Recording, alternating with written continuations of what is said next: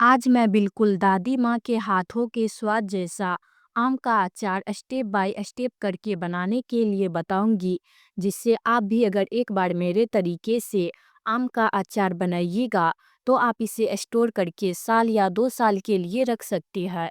ये अचार बिल्कुल भी खराब नहीं होगा और खाने में भी ये काफ़ी ज़्यादा टेस्टी लगेगा। तो चलिए बिना देर के इस टेस्टी और मज़ेदार अचार को बनाना शुरू करते हैं। तो इसके लिए सबसे पहले हम यहाँ पर लेंगे कच्चा आम और आम को अच्छे से धो करके साफ कर लेंगे। धोने के बाद अब हम यहाँ पर एक आम लेंगे और आम को किसी चॉपिंग बोर्ड के ऊपर रख करके इस तरह से पहले बराबर से 2 टुकड़ा में काट लेंगे। काटने के बाद अब इसका बीज निकाल करके हटा देंगे। इसके बाद अब हम यहाँ पर एक टुकड़ा लेंगे और अब इस टुकड़े को इस तरह से छोटा छोटा पीस में काटेंगे। दोस्तों, आम को काटते वक्त बस एक ज़रूरी बात का ध्यान दीजिएगा, क्योंकि आम में अच्छे से कोसा आ गया है, तो इसीलिए आम थोड़ा सा हार्ड लगेगा। तो आप काटते वक्त इसे थोड़ा सा दबाते हुए ही काटिएगा। तो सारे आम को छोटे टुकड़ों में काटने के बाद अब हम इसको डाल देंगे एक बड़े से बर्तन के अंदर। इसके बाद अब हम इसमें डालेंगे आधा कटोरी हल्दी पाउडर और इसी के साथ हम इसमें डालेंगे 2 कटोरा नमक। तो नमक हम आम में थोड़ा सा ज़्यादा डालेंगे। तो आम को चराते वक्त अगर नमक ज़्यादा डालेंगे तो पानी ज़्यादा छोड़ेगा और इसीलिए आम जल्दी ही चर जाएगा। तो नमक डालने के बाद अब इसे 1 से 2 दिन के लिए धूप में रख देंगे। तो देखिए, अचार को मैं 2 दिन चराने के बाद दिखा दे रही हूँ। तो देखिए, इसमें पानी भी काफ़ी ज़्यादा छोड़ दिया है और अचार भी अच्छे से चर गया। चलिए अब हम अचार को फटाफट से धो लेते हैं। तो इसे पानी में डालकर 2 से 3 बार साफ पानी से अच्छे से धो लेंगे। दोस्तों, आम को चराते वक्त अगर नमक या हल्दी ज़्यादा भी पड़ जाए तो कोई बात नहीं, क्योंकि हम इसको पहले धोएंगे। तो इस तरह से इसे पानी में डालकर अच्छे से 2-3 बार साफ पानी से धो लेंगे, जिससे ये एकदम बढ़िया से साफ हो जाएगा। धोने के बाद अब इसे किसी जाली वाला बर्तन में इस तरह से थोड़ा देर के लिए रख देंगे, जिससे अचार का सारा एक्स्ट्रा पानी निकल जाएगा। इसके बाद इसे धूप में रख करके 2 दिन इसे धूप में सुखा लेंगे। तो अब यहाँ पर देखिए, हमारा अचार एकदम अच्छे तो से चलिए अब हम अचार के लिए फटाफट से एकदम स्पेशल मसाला बना करके तैयार कर लेते हैं, जिससे अचार के स्वाद में चार चांद लग जाएगा। तो इसके लिए सबसे पहले चूल्हे पर एक कढ़ाई रखेंगे और अब कढ़ाई में डालेंगे 1 कटोरा साबुत धनिया। धनिया डालने के बाद अब इसे चलाते हुए मीडियम फ्लेम पर हल्का सा फ्राई कर लेंगे। तो इसे हल्का सा फ्राई करने से ये होगा, एक तो इसका कच्चापन दूर हो जाएगा और इसे पीसने में भी आसानी होगा। तो इसे फ्राई करने के बाद अब इसे मिक्सचर जार में डालकर अच्छे से पीस लेंगे।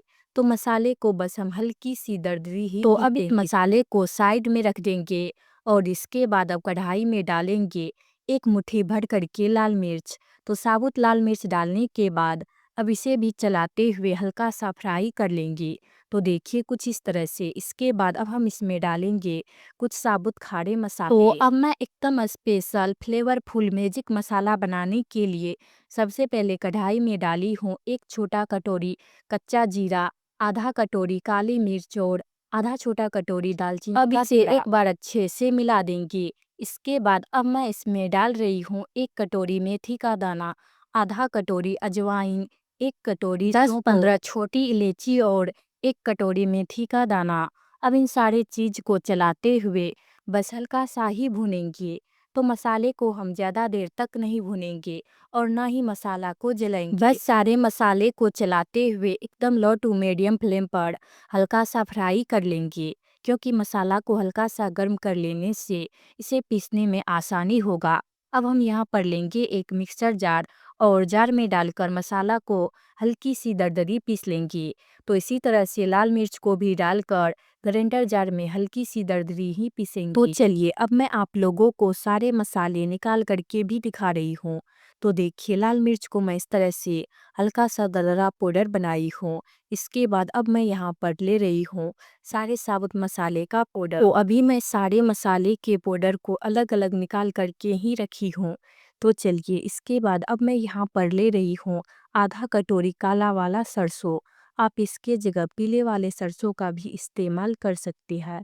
इसके बाद अब हम यहाँ पर एक मिक्सर जार लेंगे और जार में सरसों के दाने डालने के बाद इसे दरदरा पीस लेंगे। इसके बाद इसे अच्छे से साफ कर लेंगे। तो चलिए अब हम फटाफट से अचार में मसाला को मिक्स कर लेते हैं। तो इसके लिए सबसे पहले किसी बड़ा सा बर्तन में सुखाए हुए अचार को डाल देंगे। इसके बाद हम इसमें डालेंगे तैयार किया हुआ धनिया पाउडर और इसी के साथ अब मैं इसमें डाल रही हूँ तैयार किए हुए मिर्ची के पाउडर और इसी के साथ अब मैं इसमें डाल रही हूँ सारे साबुत मसाले का और अब ये मसाले डालने के बाद अचार एकदम फ्लेवरफुल और टेस्टी बनकर तैयार होगा।